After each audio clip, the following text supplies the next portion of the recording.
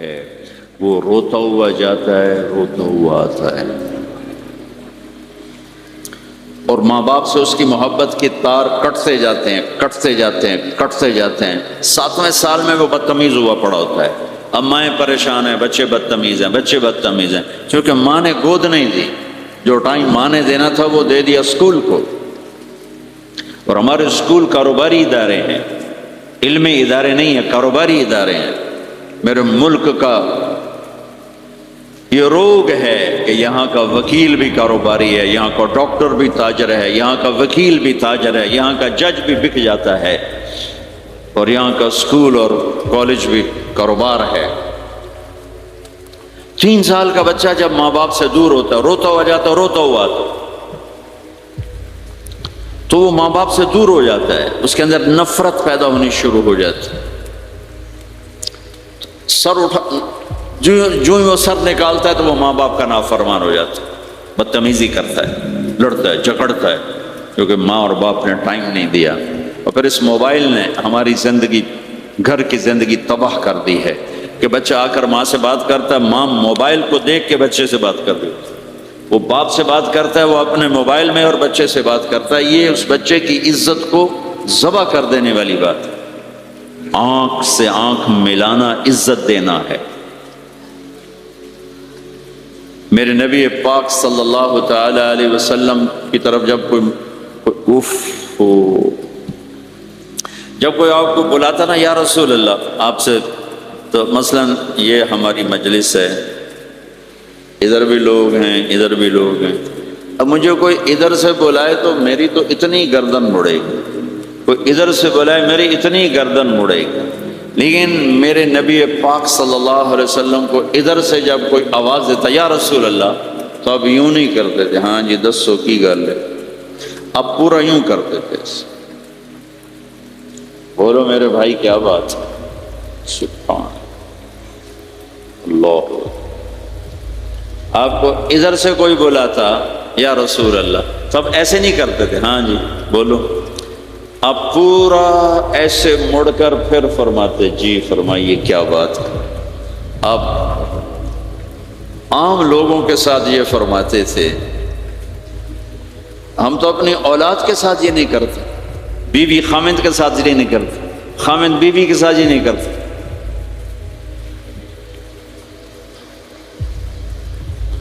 تو وہ ایک گیپ پیدا ہو جاتا ہے، ایک فاصلہ پیدا ہو جاتا ہے۔ تو میرے نبی نے بتایا کہ ماں باپ کے ساتھ کیا کرنا ہے، کہ میری ماں ہوتی تو میں نماز ہی توڑ دیتا اس کے لیے۔ حج کا سفر 70,000 کا مجمع تقریباً جمع ہو چکا ہے ابوا پہنچتے پہنچتے، اور آپ ایک دم اونٹنی کا رخ موڑا پہاڑوں میں چلے گئے۔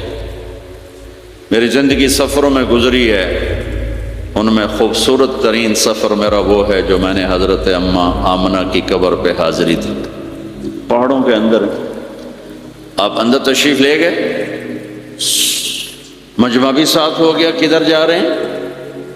اونٹنی کو بٹھایا، پہاڑ ہے کوئی 40-50 فٹ اونچا، اس کے اوپر قدرتی ایسے ایک پلین بنا ہوا ہے جیسے اللہ نے پہلے سے سنبھال کے رکھا ہوا تھا۔ اب تو انہوں نے قبر کا نشان مٹا دیا ہے، تو ماں کی قبر کے سرہانے تشریف لے گئے اور گھٹنے اٹھائے،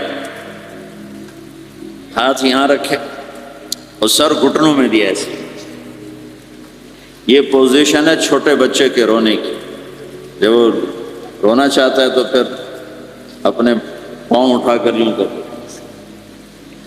پھر اس کے بعد آپ ایک معصوم بچے کی طرح روئے، اور اتنا روئے کہ آپ کی ساری داڑھی آنسوں سے تر ہو گیا، آپ کا احرام تر ہو گیا، اور اپریل کی دھوپ تھی، اور آپ نے فرمایا میں آج رات یہیں قیام کروں گا۔ میں وہاں گیا ہوں، وہاں 2 آدمی نہیں ٹھہر سکتے، میرے نبی نے کہا میں یہیں ٹھہروں گا۔ آگے کوئی 6-7 میل دور انتظام تھا حاجیوں کے اس قافلے کے ٹھہرنے کا، کچھ لوگ چلے گئے ہوں گے، لیکن آپ نے وہ رات اپنی ماں کے سرہانے گزاری۔ اور میں جب وہاں پہنچا تو مجھے چونکہ سیرت پڑھی تھی تو مجھے چشم تصور میں وہ نظر آ رہا تھا، حضرت آمنہ کی عمر صرف 25 برس تھی اور ہارٹ اٹیک ہوا اچانک، بولا نہیں جا رہا، اور اللہ کے نبی ماں کو دیکھ کے گھبرا رہے ہیں کہ کیا ہوا، 6 سال کا بچہ پہلی موت دیکھ رہا ہے، وہ بھی ماں کی۔ تو مجھے ہارٹ اٹیک ہوا تو بولا نہیں جاتا، بلا رہے ہیں بولا نہیں جا رہا، آواز نہیں نکل رہی، تو بلا رہے ہیں ام ایمن بھی ساتھ ہے، آواز نہیں نکل رہی، لیکن بجھنے سے پہلے شمع کے جو بھڑکتی ہے 2 لفظ بولے، کل حی میت و کل جدید بال وقد ولدت طہرا، میرے بچے ہر جوانی ڈھلتی ہے اور ہر زندگی موت کا نوالا بنتی ہے، مجھے لگتا ہے میرا وقت آ گیا ہے، لیکن میں ایک ایسے بچے کو چھوڑ کے جا رہی ہوں جو ساری دنیا کو پاک کر دے گا، پاکیزہ چھوڑ کے جا رہی ہوں۔ تو پتھروں میں ہی دبایا، کوئی کھودنے کا تو انتظام ہی نہیں تھا، جب پہاڑ سے نیچے اترے تو اللہ کے نبی نے ایک دم ہاتھ چھڑایا، دوڑ لگائی، وہ پھر پہاڑ پہ چڑھ گئے۔ تو ام ایمن آپ کی ماں ہے، دودھ پلا، 8 عورتوں نے میرے نبی کو دودھ پلا، ان میں ایک ام ایمن بھی۔ وہ جب پیچھے گئیں تو ایسا منظر تھا جس کو دیکھ کر شاید زمین بھی رو رہی ہوگی اور آسمان بھی اور ابوا کے پہاڑ بھی۔ آپ ماں کی قبر پر ایسے لپٹے ہوئے، اپنے سینے کو پتھروں کے ساتھ اور یوں دونوں ہاتھوں سے پتھر لیے ہوئے تھے۔ جب آپ ام ایمن قریب آئیں تو آپ سنا تو آپ فرما رہے تھے، ماں جی آپ کے سوا تو میرا کوئی نہ تھا، آپ بھی مجھے چھوڑ کے چلی گئیں، میرے لیے اب کس کی گود ہے؟ تو ام ایمن رضی اللہ عنہ نے اٹھانا چاہ کے، بیٹا اٹھو، تو آپ نے انکار کر دیا، تو ام نے کھینچ کے نیچے لائیں اور زبردستی لائیں اور اونٹنی پر بٹھایا، اور آگے 2 راتوں کا سفر تھا، وہ سب میرے نبی کے خاموش آنسوؤں سے آپ کا گریبان تر ہوتا گیا، اور آگے نہ کوئی خالہ ہے، نہ کوئی اور آسرا ہے، نہ باپ ہے، باپ اور ماں ہی بڑا سہارا ہوتا۔ دادا نے کفالت میں لیا، 8 سال کی عمر میں ان کا بھی اللہ نے ان کو بھی اپنے پاس بلا لیا۔ تو وہ سارا منظر میرے سامنے گھوم رہا تھا، اوپر سے سورج ڈوبنے والا تھا، تو وہ عجیب کیفیات تھے، وہ میں بیان نہیں کر سکتا ہوں کہ اللہ کی قسم اگر آپ اور میں زندگی کو خوبصورت بنانا چاہتے ہیں تو اپنے نبی کی زندگی کو سیکھنا ہوگا، ان بچوں کو سکھانا ہوگا۔ ہم نے کوئی کاروباری کام نہیں کیا کہ ہم سے کوئی کاروبار کر رہے ہیں، کوئی پیسہ کما رہے ہیں، حاشا وکلا حاشا وکلا۔ ہماری یہ نسل ان کے ساتھ کاروبار کر رہا ہوں کہ یہ پروان چڑھیں اپنے نبی کی محبت کے ساتھ، یہ پروان چڑھیں اپنے حبیب کے نقش قدم پر چلنے کے ساتھ۔ ان کے اندر اللہ اس کے نبی کی محبت، ہر بچے بچی کے اندر اللہ نے اپنے اور اپنے حبیب کی چپ ڈال دی، اس کو نکالا نہیں جا سکتا۔ میں اس کو ایکٹیویٹ کرنا چاہتا ہوں کہ اللہ کرے ان کے جذبے اللہ کے نبی کے ساتھ جڑ جائیں، پھر ماننا آسان ہو جاتا، پھر اطاعت آسان ہو جاتا۔ جب محبت نہیں ہوتی تو اطاعت نہیں آتی۔ تو میرے بھائی بہنوں، زندگی کی خوبصورتی کا تعلق میرے نبی والے خوبصورت اخلاق کے ساتھ۔ پھر اپنے بیویوں کے ساتھ کیا سلوک کیا؟ 2 مہینے چولہا نہیں جلتا، 2 مہینے کھانے کو کچھ نہیں ملتا، اور ہر بیگم قربان ہے، فدا ہے۔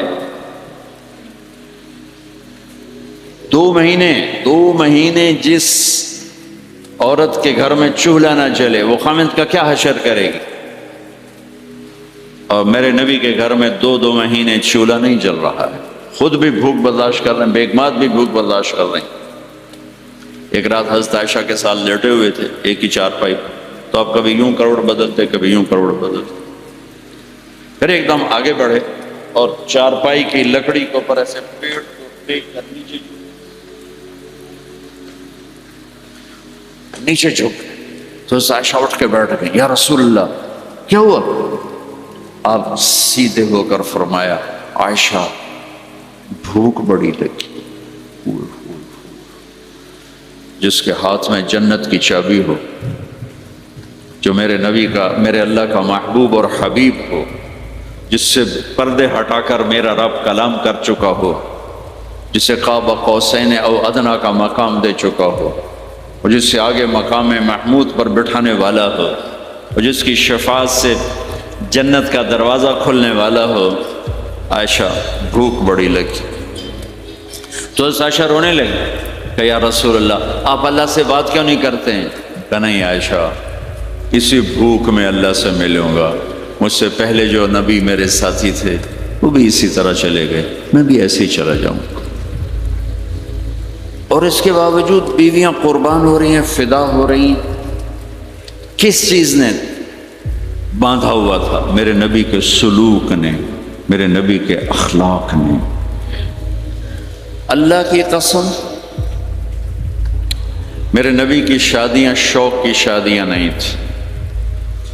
ایک حدیث سناتا ہوں، ما تزوجت وما زوجت الا بوحی من السماء نزل به جبریل۔ سن لو لوگو، میں نے جہاں شادی کی، میں نے جہاں بیٹی دی، پہلے آسمان سے وحی آئی، جبریل لے کر آئے، پھر میں نے شادی کی۔ تو یہ شوق کی شادیاں نہیں ہیں، زندگی سکھانے کی شادیاں ہیں، کیونکہ سب سے مشکل رشتہ خامد اور بیوی ہے، سب سے مشکل رشتہ خامد اور بیوی ہے۔ اس وقت طلاقیں کیوں بڑھ رہی ہیں؟ ایک تو یہ ہماری یہ جو فاسٹ فوڈ ہے، اس نے ہمارے اندر جو ایک نیچرل سسٹم تھا اسے ڈسٹرب کر دیا ہے، تو غصہ بڑھ گیا ہے، برداشت گھٹ گئی ہے، چھوٹی چھوٹی باتوں پہ گھر اجڑ رہے ہیں، گھر اجڑ رہے ہیں۔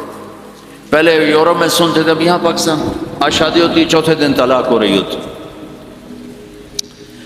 میں وہاں بیان کے لیے نکل رہا تھا مانچسٹر، تو میرے ساتھ جو گاڑی چلا رہا تھا، میں نے پوچھا آپ کیا کرتے ہو؟ لاہور کا تھا۔ کہا جی میں وکیل ہوں۔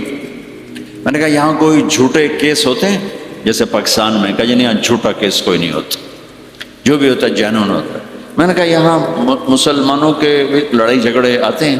کہا جی ہاں جی آتے ہیں۔ میں نے کہا سب سے زیادہ کیا جھگڑے آتے ہیں؟ کہا جی سب سے زیادہ طلاق کے آتے ہیں، طلاق طلاق طلاق طلاق۔ کہ نہیں سیکھا، زندگی برداشت کا نام ہے، برداشت کرنا سیکھا نہیں۔ میرے نبی نے 11 شادیاں کی، ہر قسم کی عورت کے ساتھ شادی کی، خاندان کے اندر، برادری کے اندر، اور خاندان برادری سے باہر۔ یہی 3 نسبتیں ہیں۔ اپنے خاندان میں قریش، تو آپ کی کئی بیگمات قریش، حضرت عائشہ، حضرت حفصہ، حضرت زینب، حضرت ام حبیبہ، یہ سب قریش ہیں۔ قریش سے باہر حضرت میمونہ، حضرت جویریہ، یہ قریش سے باہر ہے، برادری۔ پھر برادری سے بھی باہر شادی کی، یہود، حضرت صفیہ یہودی کی بیٹی ہیں، ان کے ساتھ شادی کی۔ ہر نسل سے شادی کی، اوپر والے کا نظام ہے۔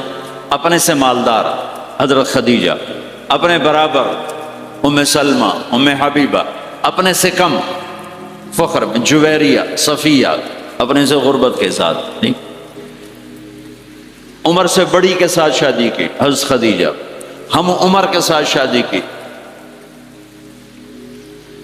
حضرت سودا، عمر سے کم مجھ سے شادی کی حضرت عائشہ، بیوہ سے شادی کی حضرت خدیجہ، مطلقہ سے شادی کی حضرت زینب، کماری سے شادی کی حضرت عائشہ۔ جتنی بھی نسبتیں کسی عورت کی بن سکتی ہیں، ان سب میں اللہ نے آپ کو استعمال کر کے زندگی گزارنے کا طریقہ سکھایا۔ تیز مزاج کے ساتھ شادی کی حضرت حفصہ رضی اللہ تعالیٰ عنہ، مزاج میں تیزی تھی۔ حضرت عمر رضی اللہ تعالیٰ عنہ کی بیٹی، مزاج میں شدت تھی، زندگی گزار کے دکھایا۔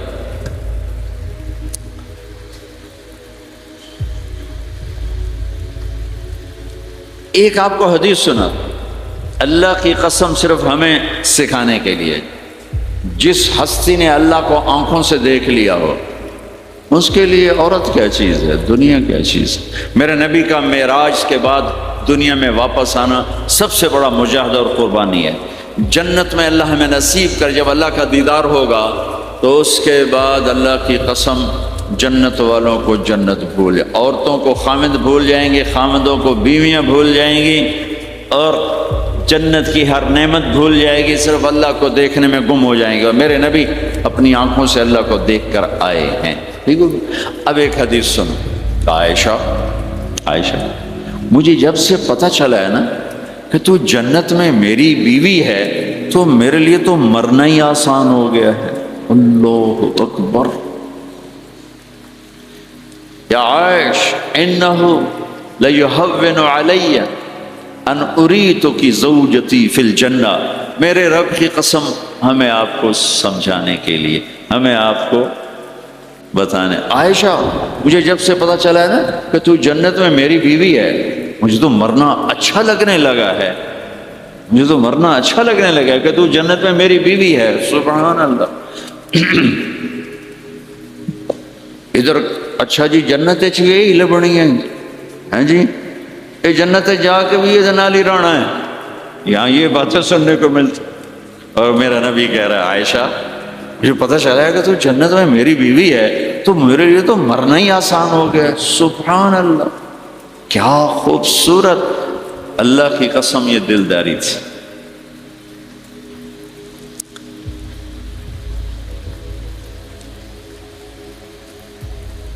سب سے مشکل رشتہ خامد اور بیوی ہے، سینکڑوں آیات اس کے لیے اللہ نے اتاری، ماں باپ کے لیے چند آیات، اولاد کے لیے چند آیات، بہن بھائیوں کے لیے چند آیات، خامد اور بیوی کے لیے قرآن پڑھا ہے، پوری سورت اتاری ہے، اور سینکڑوں آیات اتاری، چونکہ ایک اس رشتے کی اہمیت، ایک اس کی نزاکت اور کمزوری کہ کوئی رشتہ ٹوٹتا نہیں سوائے خامد اور بیوی کے۔ میں ماں کا بیٹا ہوں، باپ کا بیٹا ہوں، اچھا ہوں یا برا ہوں، انہی کا،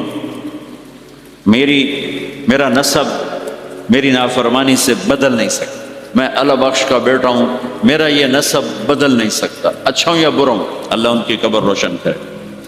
خامد اور بیوی کا رشتہ ایک بول پہ ٹوٹ جاتا ہے، ایک بول پہ ٹوٹ جاتا ہے، اس لیے اس کو بچانے کے لیے آیات آیات آیات، اور میرے نبی کی شادیاں کہ کس طرح ایک گھر کو لے کے چلتے ہیں، کس طرح ہر مزاج کی عورت کے ساتھ سلوک کرتے ہیں۔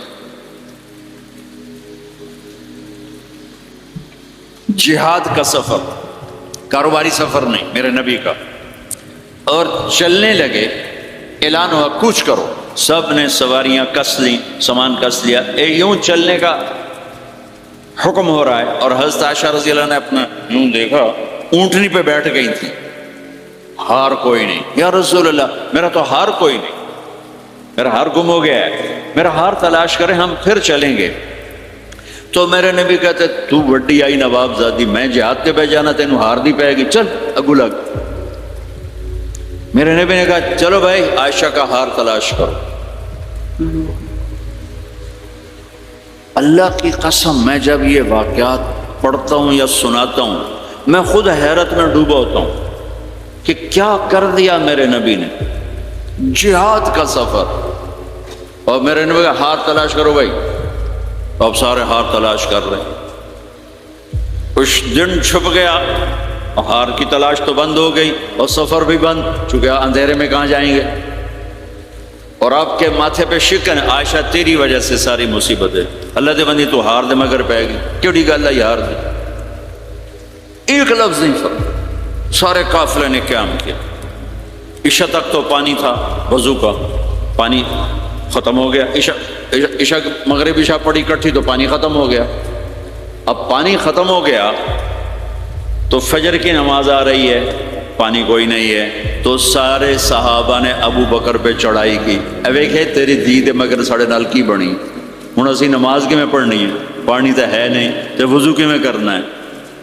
اب ابو بکر کو غصہ چڑھا، اس ایک دم، وہ تو باپ تھے، وہ گھس گئے خیمے میں، آگے دیکھا تو اللہ کے نبی اماں عائشہ کی گود میں سر رکھ کے سوئے ہوئے تھے، اور اماں جی ایسے بیٹھی تھی، آپ کو سارا دیکھ رہی، اب بولیں تو خطرہ ہے آنکھ کھل جائے گی، اور غصہ بھی چڑھا ہوا ہے، باپ بھی ہیں، تو اب مجھے دیکھو کیا کر رہے تھے۔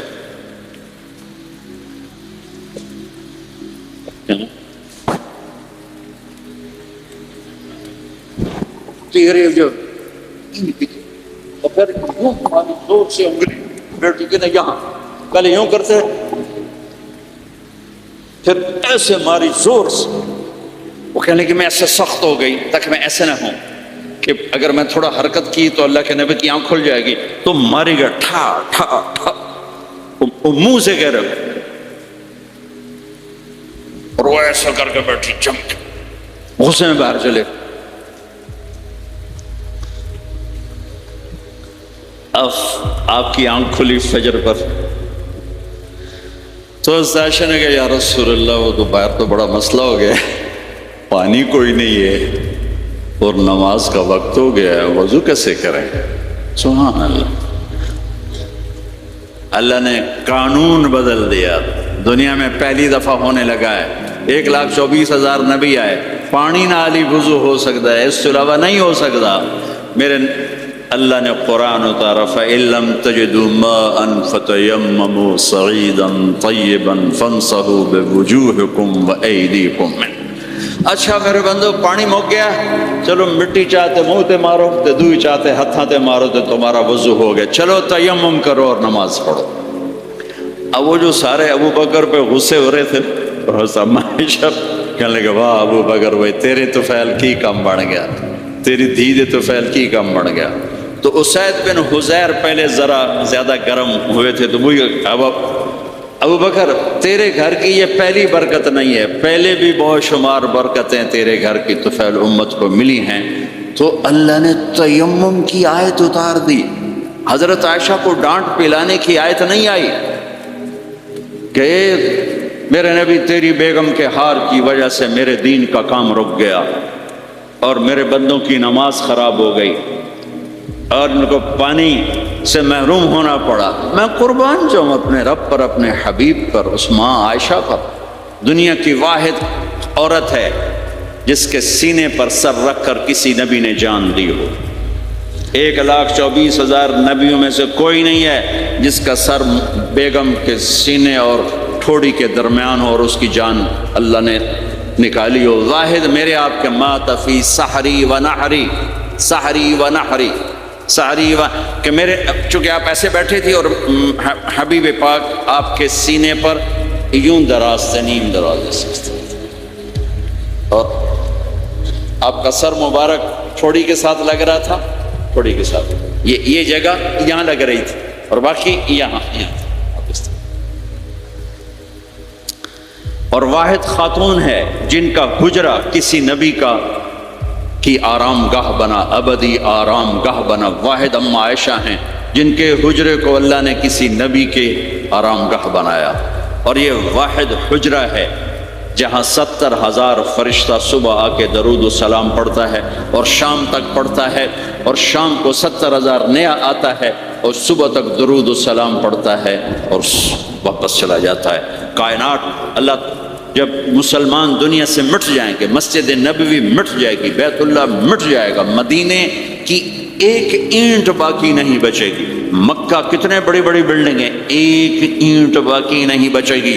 اور وہاں سے گزرتے ہوئے لوگ کہیں گے لگتا ہے اتھے کدی آبادی ہوئے گی, ایتھے لگتا ہے کدی آبادی ہوئے گی. یہ زبانوں پہ ہوگا.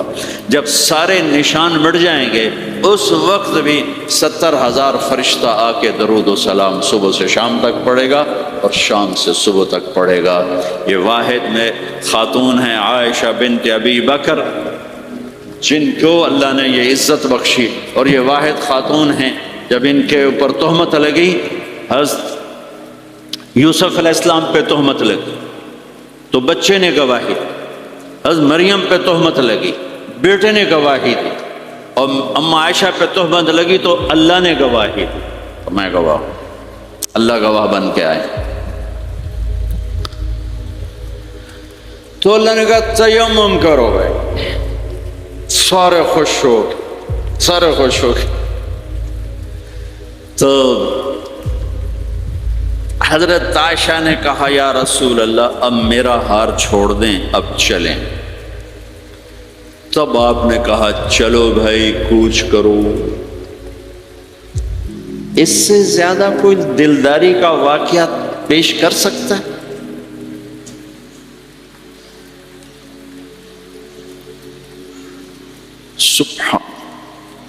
اور جب اونٹنی کو اٹھایا گیا وہ ہار کا دھاگا ٹوٹا اور پھسل کے اونٹنی کے نیچے چلا گیا. وہ سارے کھبے سجے ویندے رہ گئے، ہار نیچے پڑا تھا. جب اونٹنی کو اٹھایا تو ہار نیچے سے نکلا. صاحب نے کہا لے بھی عائشہ تیرا ہار بھی لب گیا.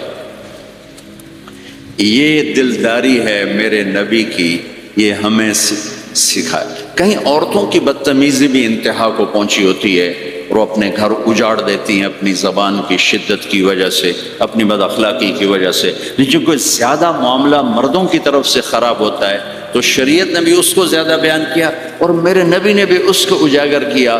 اور میرے نبی کی آخری تقریر، آخری خطبہ حجۃ الوداع کا صرف ایک رشتے کو بیان کیا، صرف ایک رشتے کو بیان. ہم کتنے رشتوں میں جکڑے ہوئے ہیں، ماں باپ، بہن بھائی، چاچا تایا، خالہ خالو، دادا دادی، نانا نانی، ساس بہو، کتنے ہم رشتوں میں جکڑے ہوئے ہیں. میرے نبی نے صرف ایک رشتے کا حق بیان کیا، استوصوا بالنساء خیرا. میں تمہیں تمہاری بیویوں کے بارے میں وصیت کر رہا ہوں، ان کے ساتھ اچھا سلوک کرنا. صرف ایک رشتے کو بیان فرمایا چونکہ یہ بنیادی رشتہ ہے، یہاں سے خاندان بنتا ہے. جب یہ ٹوٹ جاتا ہے اور ہمارا جوائنٹ فیملی سسٹم ہے تو کہیں ساس توڑ رہی ہے، کہیں سسر توڑ رہا ہے، کہیں نندیں توڑ رہی ہیں، کہیں خود خامد اپنی بے وقوفی کی وجہ سے توڑ رہا ہے، کہیں بیوی اپنی حماقت کی وجہ سے اس رشتے کو توڑ رہی ہے. ایک عورت آئی، ایک لڑکی آئی، یا رسول اللہ میری شادی ہونے لگی، میرے خامد کا کیا حق ہے میرے اوپر؟ دونوں طرف کی میرے نبی نے زندگی سکھائی. میرے نبی نے فرمایا تیرے خامد کے جسم پہ پھوڑے نکل آئیں، پھوڑوں میں گندا پانی جمع ہو جائے، پیپ جمع ہو جائے، اور تو زبان سے چاٹ چاٹ کے اس کے زخموں کو دھوئے تو بھی تو نے اپنے خامد کا حق ادا نہیں کیا ہے. تو اس طرح لائف کو بیلنس کیا میرے نبی نے کہ ایک گھر کیسے چلتا ہے اور کس طرح خوبصورت بنتا ہے، وہ میرے نبی کے اخلاق. آپ سب سے ایک بات کرتا ہوں، برداشت کرنا سیکھ لیں، زندگی خوبصورت ہو جائے. صرف سارے اخلاق کو میں جمع کروں ایک لفظ میں، برداشت، اور اس کو شریعت میں صبر. صبر کرنا سیکھ لیں، زندگی خوبصورت ہو جائے. بچیاں ساس کی شکایت کر رہی ہوتی ہیں، کبھی خامد کی شکایت کر رہی ہوتی ہیں، کبھی اولاد ماں باپ کی شکایت کر رہی ہوتی ہے، کبھی اولاد ماں باپ کی شکایت کر رہے ہوتے ہیں. شکایتوں سے جہان بھرا پڑا ہے. آپ شکایتوں کو دفن کر کے ہونٹ سی لیں. صبر، آہ نہ کر لبوں کو سی، عشق ہے دل لگی نہیں، سینے پہ تیر کھائے جا، آگے قدم بڑھائے جا، یعنی زبان حال سے کہہ دے کہ ہاں ستائے جا. جو ستاتا ہے چپ ہو جاؤ، جو ستاتا ہے چپ ہو جاؤ. اللہ کی قسم آپ ایسی طاقت بنو گے کہ پہاڑ بھی راستہ دیں گے. صبر انسان کی سب سے بڑی طاقت ہے. صبر انسان کی سب سے بڑی طاقت ہے. صبر انسان کی سب سے بڑی طاقت ہے. الٹا کے رکھ دیتی ہے چیزوں کو. چپ رہنا سیکھ، خاموش رہنا سیکھ، درگزر کرنا سیکھ، تو آپ دیکھیں گے آپ کی زندگی میں کتنا حسن آتا ہے، کتنی زندگی میں مٹھاس پیدا ہوتی ہے. غصہ نکال دینا وقتی ایک راحت ہوتی ہے، اور پھر شرمندگی اور ندامت کے سوا کچھ نہیں ہوتا. اور پی جانا، سہ جانا، یہ آپ کو ایک عظیم و شان ہستی بنا دے گا. آپ کی دعائیں عرش سے جا ٹکرائیں. چپ رہنا ان بچوں کو سکھائیں، خاص طور پر اپنی بیٹیوں کو چپ رہنا سکھائیں. کہ میں دکھ سے کہتا ہوں میرے دیس کا سسرالی معاشرہ ظالم ہے، ظالم ہے، ظالم ہے.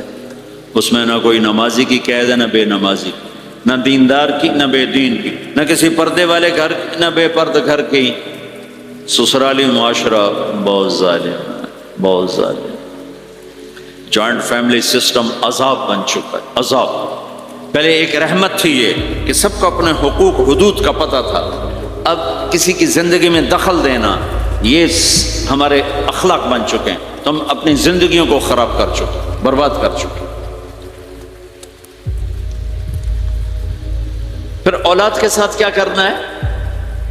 میرے نبی نے حسن حسین کے ساتھ 7 سال گزارے، حسین کے ساتھ 6 سال، حسن کے ساتھ 7 سال علیہم السلام رضی اللہ عنہما۔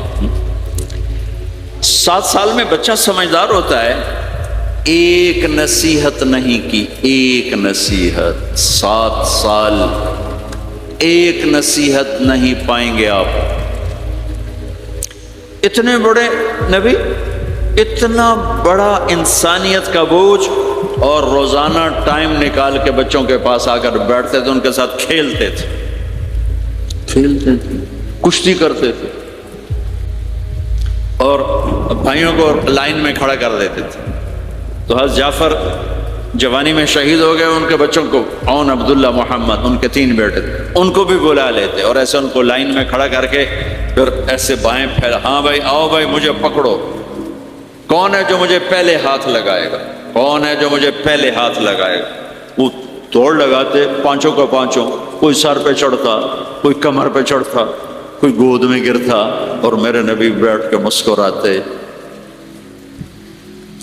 ایک مجھے بات یاد ہے، صرف ایک یاد، کہ حضرت امام حسن رضی اللہ تعالیٰ عنہ علیہ السلام، انہوں نے صدقے کی کھجور اٹھائی اور منہ میں ڈالی، صدقے کا آیا تھا مال، تو ایک کھجور اٹھا کے منہ میں، تو ہم کہا بخ بخ بخ، تو آپ نے منہ میں نا انگلی ڈال کے کھجور نکال لی کہ بیٹا ہمارے گھر پہ صدقہ جائز نہیں ہے، اس کو پھینک دو۔ بس یہ ایک بات مجھے اپنے نبی کی زندگی میں ملتی ہے، ٹائم دیا، محبت دی۔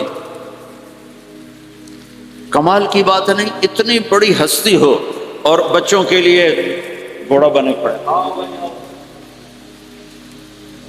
دونوں ہاتھ بھی ٹیک دیے، گھٹنے بھی ٹیک دیے، آؤ بھائی میری کمر پہ چڑھ جاؤ۔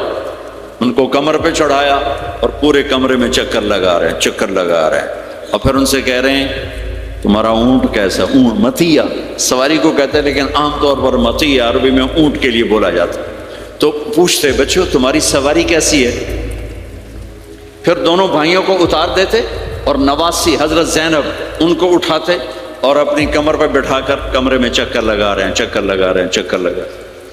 یہ مائیں روز ٹھوکی گلو دے، ایدو تھپڑ، ایدو تھپڑ، ایدو تھپڑ، ایدو تھپڑ۔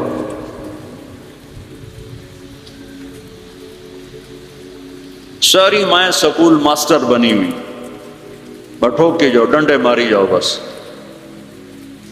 ایسی بے وقوف ہیں کہ جتنی محنت یہ کھانے پر کرتے، اپنے کپڑے کو سجانے پر کرتے، اس کا 100واں حصہ بچوں پہ کریں، ان کے بچے جنید بغدادی بن جائیں۔ ایک سکول کے حوالے کیا 3 سال کی عمر، پھر ٹیوٹر کے آتے، ٹیوٹر کے حوالے، اکیڈمیوں کے حوالے، پوچھو تو پتر ان کے روبوٹ ان کدی یہیں بھجے جاندے، کدی یہیں بھجے جاندے، کدی یہیں بھجے جاندے۔ اے آیا کہ بی آیا؟ اے بی سانو آ برباد کیتا ہے۔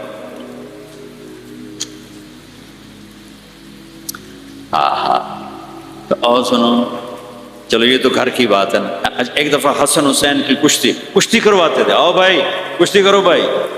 ایک دن کا واقعہ نہیں، یہ آئے دن کا واقعہ ہے، لیکن ایک واقعہ کہ حسن حسین کی کشتی ہو رہی، حسین چھوٹے تھے، حسن بڑے تھے، تو حسن دبا رہے ہوں گے حسین کو، تو آپ حضرت حسین کو شاباش شاباش حسین، ای ہے حسین، ای حسین، یعنی حسین زور لا، حسین زور لا، شاباش شاباش۔ اماں بول پڑی فاطمہ جنت کی سردار، یا رسول اللہ آپ ساری شاباش حسین کو دی جا رہے ہیں، حسن کو نہیں دے رہے۔ آپ نے کہا فاطمہ یہ جبریل میرے پاس کھڑا ہوا ہے، یہ بھی حسین کو شاباش دے رہا ہے، تو اس کے پیچھے میں بھی حسین کو شاباش دے رہا ہوں۔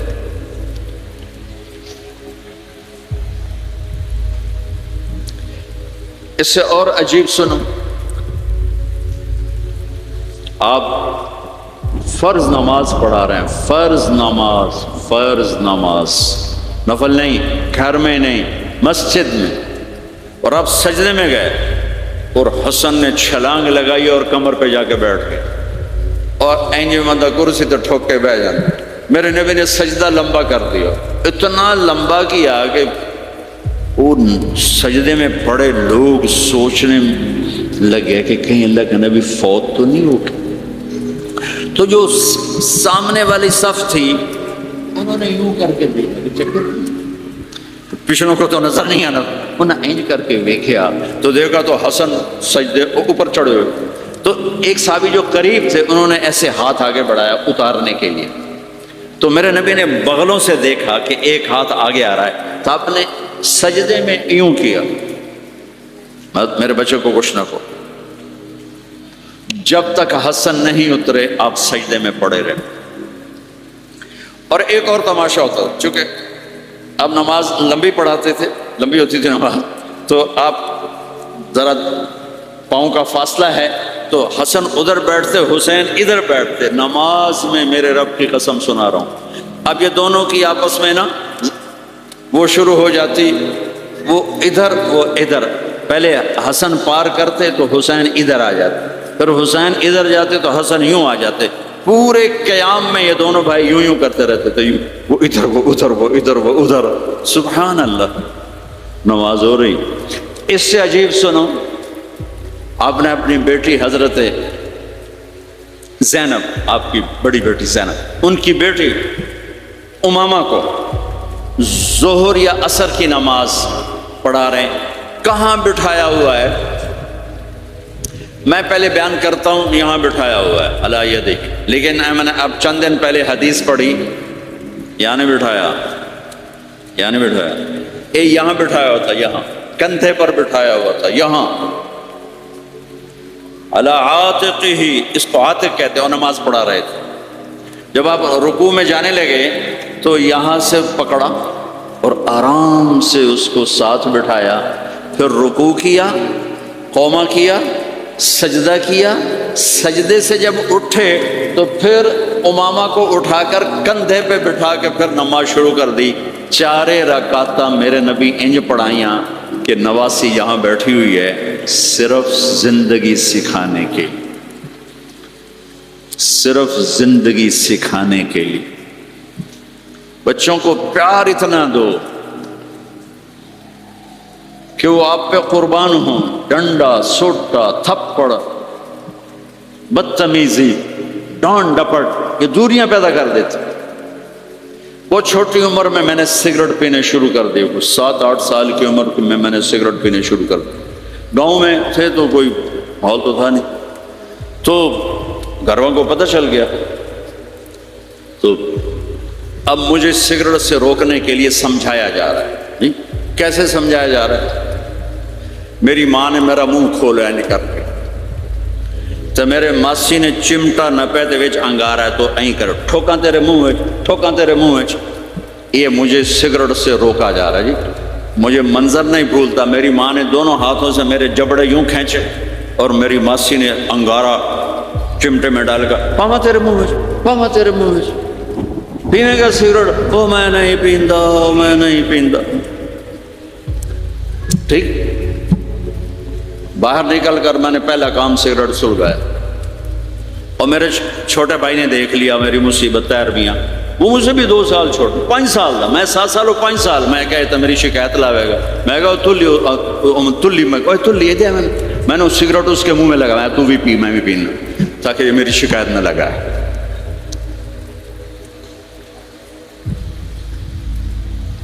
تو آج کے ماں باپ بڑے جاہل ہیں، ہم بڑے ایجوکیٹڈ ہیں. میں کہتا ہوں انتہائی جاہل ہیں، جنہیں بچے کو لے کے چلنا نہیں آتا، جنہیں رشتوں کی قدر نہیں.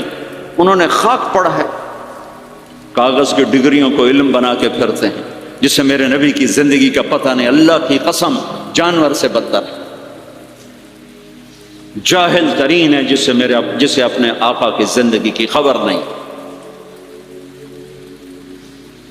حضرت حسن آپ کے پیٹ پر بیٹھے ہوئے، آپ ان کے ساتھ کھیل رہے ہیں. اچانک حسن نے پیشاب شروع کر. مجھے یاد نہیں، میرے بچے بچیاں ماشاءاللہ، میں نے ان کو اٹھایا ہوا تھا اور مجھے پیشاب محسوس ہوا تو میں نے اسے بیٹھے رہنے دیا ہو. مجھے یاد، میں اسی وقت پیچھے یا منجی تے سٹے یا ہیٹھاں سٹے پیشاب اتنے کرتا الو جائے. ٹھیک، میرے نبی پاک صلی اللہ علیہ وسلم کے نواسے حسن آپ کے پیٹ پر بیٹھے تھے. پیٹ ننگا تھا. تو آپ ان کے ساتھ کھیل رہے تھے تو انہیں پیشاب شروع کر دیا.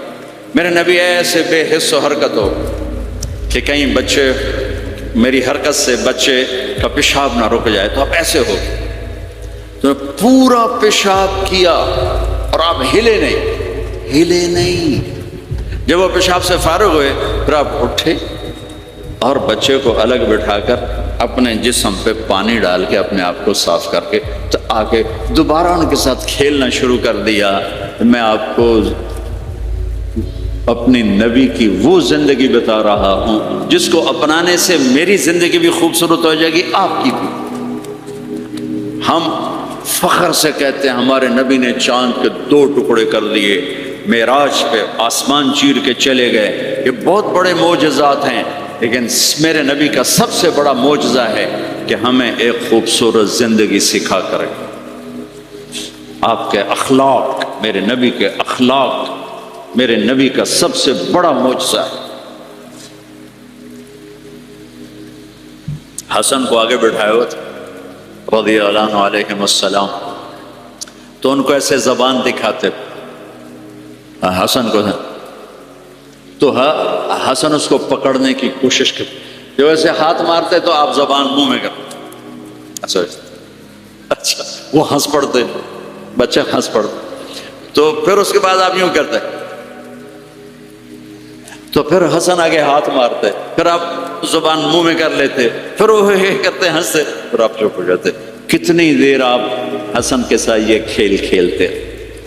آپ گلی میں گزر رہے ہیں، بچے کھیل رہے تھے، بچوں میں حسین کھیل رہے تھے، تو آپ نے کہا پکڑو بھائی حسین کو، پکڑو بھائی. تو وہ آگے بھاگے تو آپ پیچھے جان بوجھ کے جیسے ہم کرتے ہیں وَجَعَلَ السَّبِيُّ يَلْعَبُ هَا هُنَا وَهَا هُنَا، جب وہ ادھر جاتے تو آپ آگے ہو جاتے، وہ ادھر آتے آپ ادھر ہو جاتے. پوری گلی یہ تماشا دیکھ رہی ہے اور حسن حسین کبھی آگے بھاگ رہے کبھی پیچھے بھاگ رہے، اور آپ جان بوجھ کے اس کو پکڑ نہیں رہے. ہاں پکڑو بھائی پکڑو بھائی پکڑو بھائی، اور وہ بڑے ہنس رہے ہیں کہ آج میرا نانا تو میں نے نپ ہی نہیں سکتا.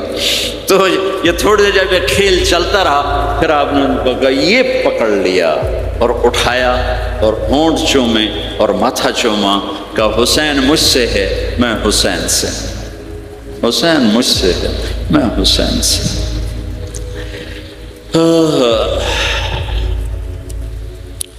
میرے بھائی بہنوں عزیزو، اسلام ہی تو خوبصورت زندگی سکھاتا ہے، وہی ہم نے بھلا دیا. کپڑے کیسے ہوں، ٹائی کیسی ہو، کوٹ کیسا ہو، گاڑی کیسی ہو، کھانا کیسا ہو، لباس کیسا ہو، سواری کیسی ہو، گھر کیسا ہو، ڈرائنگ روم کیسا ہو، میچنگ کیسے ہو، بھلا اس کو زندگی تھوڑا ہی کہتے. تو آپ سب سے کہتا ہوں کہ اپنے نبی کی زندگی اور سیرت کو پڑھیں، اس کو سیکھیں. یہ تبلیغ کا کام ایک عملی محنت ہے، سیکھنے. ان بچوں پر محنت کر رہے ہیں کہ اللہ کرے کہ یہ پروان چڑھا تو ان کے اندر اللہ اس کے رسول کا پیار ہو، تو پھر یہ خود ہی چلنا شروع کریں گے. یہ میں نے سیرت کی چند جھلکیاں، چونکہ آپ پوری فیملیز بیٹھی ہوئی ہیں اور فیملیز کے رشتوں میں ماں کا رشتہ، باپ کا رشتہ، بیوی کا رشتہ، خاوند کا رشتہ، اولاد کا رشتہ، یہ چند بڑے رشتے ہیں، اسی کو میں نے آپ کے سامنے پیش کر دیا ہے. اس کو سیکھنا پڑتا ہے، اس کے لیے اپنے ذات سے لڑنا پڑتا ہے، تب جا کر زندگی میں حسن اور کمال پیدا ہوتا ہے. میری بات یاد رکھیے گا، کبھی زندگی کو خوبصورتی چیزوں سے نہیں ملتی، زندگی کی خوبصورتی میرے نبی والے پیارے اخلاق کے ساتھ. جس کو یہ مل گئے اس کے گھر میں 14ویں کا چاند ہر وقت چمکے گا اور نصف النہار کا سورج ہر وقت چمکے گا. جس کے اخلاق بگڑ گئے ان کی دن بھی رات بن جائیں گے اور رات بھی رات بن جائے گی. اللہ اس نسل کو آپ کی آنکھوں اور ہماری آنکھوں کی ٹھنڈک بنائے اور ایسے ہماری اس محنت کو قبول فرمائے. ہم نے آن لائن بھی شروع کیا ہے تاکہ دور کے جو بچے ہیں وہ اس سے استفادہ کر سکیں، اس سے فائدہ اٹھا سکیں. اور اس کی ہم ایسے شاخیں نہیں بنا سکتے کہ ہم اسے کوئی کاروبار نہیں کر رہے ہیں کہ وہ شاخیں بنا دیں اور پھر اپنا پیسہ بنائیں. ہم ایک چیز یہاں تیار کر رہے ہیں، ہم چاہتے ہیں وہی آگے جائے، اسی کو آگے پہنچایا جائے. تو اس لیے پھر آن لائن شروع کر دیا تاکہ پوری دنیا کے بچے بھی اگر جڑنا چاہیں تو جڑ سکیں. اللہ تعالیٰ آپ کا نا قبول فرمائے اور ہماری اس محنت کو قبول فرمائے. ربیع الاول کا مہینہ شروع ہو گیا ہے اور اس مہینے سے محمد عربی صلی اللہ علیہ وسلم کی زندگی کا گہرا تعلق ہے۔ اللہ کے نبی صلی اللہ علیہ وسلم کی زندگی کے 4 بڑے بڑے واقعات اسی مہینے میں پیش آئے۔ نمبر 1، آپ کی ولادت یعنی آپ کی پیدائش اسی مہینے میں ہوئی۔ نمبر 2، آپ کی وفات بھی اسی مہینے ربیع الاول میں ہوئی۔ نمبر 3، آپ کا جو ہجرت کا واقعہ پیش آیا ہے وہ بھی اسی مہینے میں پیش آیا۔ اور نمبر 4، آپ کے پاس جو سب سے پہلی وحی یعنی جو سب سے پہلے حضرت جبرائیل اللہ کا پیغام لے کر آپ کے پاس آئے، یہ بھی ربیع الاول کا ہی مہینہ تھا۔ اس طرح محمد مصطفیٰ صلی اللہ علیہ وسلم کی زندگی کا گہرا تعلق ربیع الاول کے مہینے سے ہے۔ اس لیے امت محمدیہ یعنی امت ربیع الاول کے مہینے میں حضور پاک صلی اللہ علیہ وسلم کی سیرت بیان کرتی ہیں اور حضور پاک صلی اللہ علیہ وسلم کے تذکرے جگہ جگہ کیے جاتے ہیں اور کیا جانا چاہیے، کیونکہ محمد عربی صلی اللہ علیہ وسلم کے بڑے احسانات ہیں اس دنیا کے لوگوں پر۔ اللہ تعالیٰ نے تو یہ ارشاد فرمایا، وَمَا أَرْسَلْنَاكَ إِلَّا رَحْمَةً لِّلْعَالَمِينَ، اے میرے نبی، ہم نے آپ کو تمام عالم کے لیے رحمت بنا کر بھیجا ہے۔ اور یہاں پر خاص بات یہ ہے کہ جس طرح اللہ تعالیٰ نے اپنا انٹروڈکشن کرایا، الحمدللہ رب العالمین، تمام تعریفیں اس اللہ کے لیے جو تمام عالم کا رب ہے، وہی بات اللہ نے وہاں پر اپنے حبیب کے بارے میں کہا کہ آپ کو ہم نے تمام عالم کے لیے رحمت بنا کر بھیجا۔ تمام عالم سے مراد جس طرح اللہ ہر چیز کا رب ہے، جس طرح دنیا جہان کی کوئی بھی چیز اللہ کی ربوبیت سے خالی نہیں ہے، اسی طرح دنیا جہان کی کوئی بھی چیز نبی کی رحمت سے بھی خالی نہیں ہے۔ ہر چیز نبی کی رحمت میں شامل ہے۔ تو اللہ کے پیغمبر صلی اللہ علیہ وسلم کے بارے میں جاننا ہر انسان کے لیے لازمی اور ضروری ہے، کیونکہ وہی ہے جس کی رحمت سے دنیا جہان میں کوئی بھی چیز خالی نہیں ہے۔ اللہ تبارک و تعالیٰ کا یہ احسان ہے کہ اللہ تعالیٰ نے ہماری آپ کی تمام انسانیت کی ہدایت کے لیے محمد صلی اللہ علیہ وسلم کو نبی بنا کر بھیجا۔ جب قرآن پڑھیں گے تو بہت خاص بات معلوم ہوگی۔ اللہ تعالیٰ کی بہت ساری نعمتیں ہیں انسانوں کے پاس، آنکھ بنائے، کان بنائے، اور بھی آسمانوں سے بارش برسائی، زمین سے غلے اگائے، طرح طرح کے انتظامات اللہ تعالیٰ نے کیے، مگر اتنی ساری نعمتوں کے بعد اللہ تعالیٰ نے کہیں بھی کبھی بھی نہیں کہا کہ ہم نے تم پر احسان کیا۔ یعنی کسی بھی نعمت کو دینے کے بعد اللہ تعالیٰ نے احسان نہیں جتایا، مگر ایک نعمت اللہ تعالیٰ نے دی جسے دینے کے بعد اللہ نے کہا کہ یہ نعمت دے کر ہم نے لوگوں تم پر احسان کیا ہے۔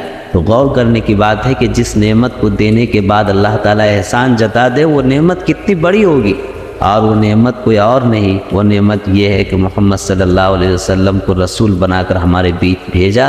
یہ عظیم نعمت ہے جس نعمت کو دینے کے بعد اللہ تعالیٰ نے احسان جتایا۔ چنانچہ قرآن میں ہے، لَقَدْ مَنَّ اللَّهُ عَلَى الْمُؤْمِنِينَ إِذْ بَعَثَ فِيهِمْ رَسُولًا مِّنْهُمْ يَتْلُو عَلَيْهِمْ آيَاتِهِ وَيُزَكِّيهِمْ وَيُعَلِّمُهُمُ الْكِتَابَ وَالْحِكْمَةَ۔ اللہ تعالیٰ ارشاد فرماتا ہے کہ اللہ تعالیٰ نے تم پر احسان کیا ہے کہ تمہارے بیچ ایک ایسا رسول اس نے بھیجا جو تمہیں اللہ کا پیغام سناتا ہے، اللہ کی کتاب کی تلاوت کرتا ہے، تمہارے دلوں کی صفائی کرتا ہے، اور تمہیں گمراہی سے، گناہوں کی دلدل سے نکال کر ہدایت کی روشنی کی طرف لاتا ہے، کفر و بت پرستی سے نکال کر ایمان کی روشنی کی طرف لاتا ہے۔ یہ وہ پروردگار ہے جس نبی پاک صلی اللہ علیہ وسلم کو بھیجنے کے بعد احسان جتا رہے ہیں کہ یہ اتنی بڑی نعمت ہے۔ نبی کی رحمت تو اتنی بڑی رحمت ہے، آپ کی نعمت اتنی بڑی نعمت ہے کہ دوسرے لوگ بھی جو ایمان نہیں لائے ہیں وہ بھی آپ کی رحمت میں شامل ہو جاتے ہیں۔ چنانچہ قرآن شریف میں ایک بات ہے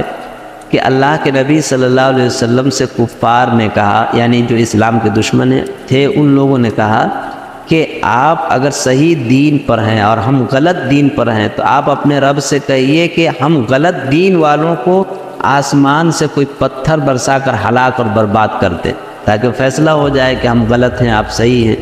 تو اللہ تبارک و تعالیٰ نے اس کا جواب دیا، وَمَا كَانَ اللَّهُ لِيُعَذِّبَهُمْ وَأَنْتَ فِيهِمْ۔ اللہ تعالیٰ نے جواب دیا ہے، میرے محبوب، یہ لوگ آپ سے عذاب کی مانگ کرتے ہیں، یہ مانگ کرتے ہیں کہ ان پر ہمارا عذاب آ جائے، مگر بات یہ ہے چونکہ آپ اس روئے زمین میں موجود ہیں اور آپ کا وجود اتنا خیر و برکت والا ہے کہ آپ کے ہوتے ہوئے اللہ کا عذاب اس زمین پہ نہیں اتر سکتا۔ اللہ تعالیٰ کہتے ہیں کہ بھلا اللہ کیسے عذاب دے جب کہ آپ موجود ہیں، آپ کے ہوتے ہوئے عذاب اتر جائے زمین میں۔